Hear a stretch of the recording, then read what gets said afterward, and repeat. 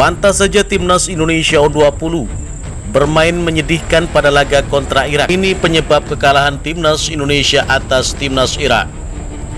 Timnas Indonesia U20 mengawali Piala Asia U20 2023 dengan performa terburuk yang bisa dibayangkan.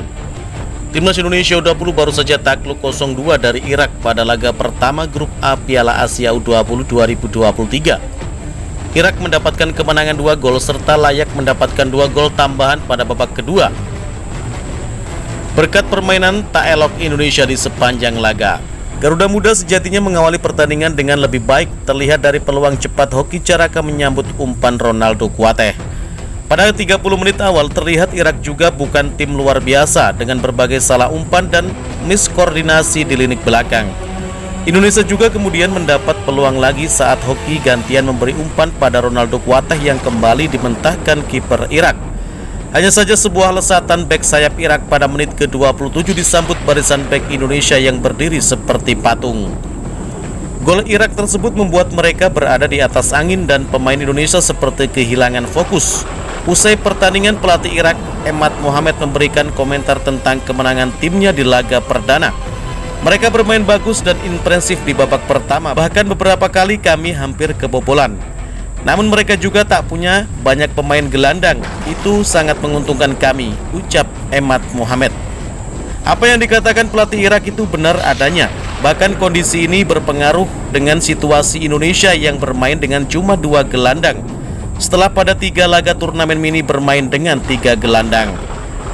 Angin seakan berpihak kepada Indonesia pada ujung babak pertama saat wasit mengusir satu pemain Irak akibat dianggap menyikut Arhan Fikri. Dengan kondisi unggul pemain, Indonesia diharapkan dapat bermain dominan untuk mencari gol penyeimbang dan membalikkan keadaan pada babak kedua. Nyatanya yang terjadi justru sebaliknya. Indonesia seakan bermain tanpa gelandang dengan bek Muhammad Ferrari dan Kakang Rudianto terlalu sering saling mengumpan, ucap pelatih Irak.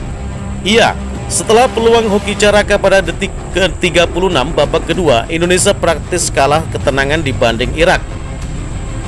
Meski menguasai bola, Indonesia tak tahu cara menembus 9 pemain Irak yang ditaruh di area sendiri.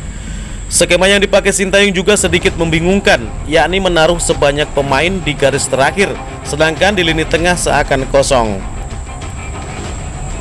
Dalam banyak kesempatan hanya ada Ahmad Maulana Sarif dan Arhan Fikri di garis tengah. Adapun di garis terakhir terdapat Hoki Caraka, Hugo Samir, Ronaldo Kuateh, Afriyanto Niko serta 2 bek sayap dan overlap. Dalam kondisi itu justru Irak mendapat sederet peluang emas dari serangan balik. Irak mendapatkan hadiah penalti akibat pelanggaran yang juga sentuhan pertama Frankie Misa. Untung saja eksekusi Kapten Irak melebar sehingga Indonesia terhindar dari kekalahan 0-2. Kebuntuan masih terus melanda Indonesia dengan Irak sekali lagi mendapatkan peluang emas dari serangan balik.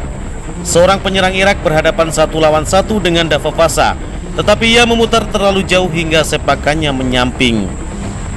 Apabila 2 peluang tersebut menjadi gol, Indonesia bakal takluk dengan skor 0-3. Irak pada akhirnya mendapat gol kedua lewat upaya terakhir pada menit ke-95. Memang benar pemain Indonesia kekurangan kualitas untuk bermain di level ini, tetapi ada pula kontribusi Sintayong yang membuat timnya kalah jumlah di lini tengah sejak awal pertandingan. Itulah tadi penyebab kekalahan timnas Indonesia atas timnas Irak di Piala Asia U20 2023.